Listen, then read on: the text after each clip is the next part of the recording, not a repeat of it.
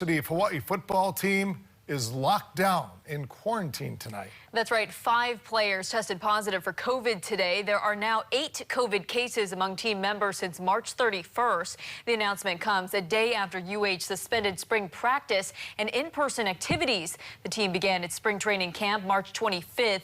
It was scheduled to run through April the 23rd. A total of 81 student athletes are now in isolation, and they'll be monitored by the athletic department's medical staff.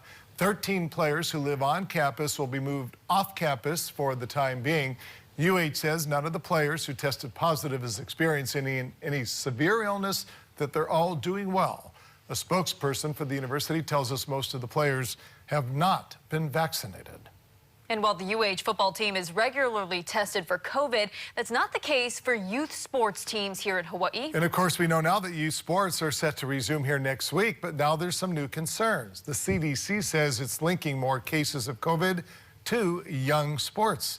Sam Spangler with more tonight in the story that's new at 10. While the Centers for Disease Control is now giving new COVID-19 data about spread linked to youth sports, a pediatrician I spoke with tonight says that Hawaii needs to continue to get Keiki back playing. Go, run hard, buddy, run hard. CDC Director Rochelle Walensky said this week they're learning that, quote, many outbreaks in young people are related to youth sports and extracurricular activities.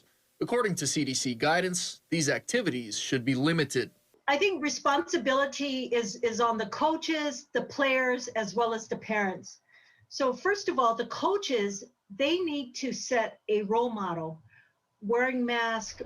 Dr. Wee says lack of activity is taking a toll on Hawaii's youth, noticeable by what she's calling pandemic pounds. They're really missing a big part of their development, and I think as a result of that, it's affecting schoolwork, it's affecting their mental health. Former UH football star Chad Owens helped design the Safe Sports Hawaii plan approved by the Honolulu City Council and Mayor Rick Blangiardi. Protocols include no spectators and players are required to wear masks. All the protocols are there. All the guidelines are there. Everything is there, just as long as everyone can continue to remain disciplined.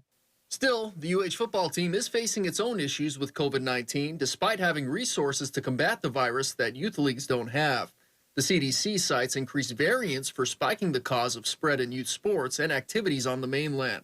Youth sports are set to return to action here in Honolulu on April 12th. Just 1 week before President Biden plans to have vaccinations available to all eligible ages. I do believe that now that more of the vulnerable population is getting vaccinated, I think that we need to start slowly opening up for our youth sports.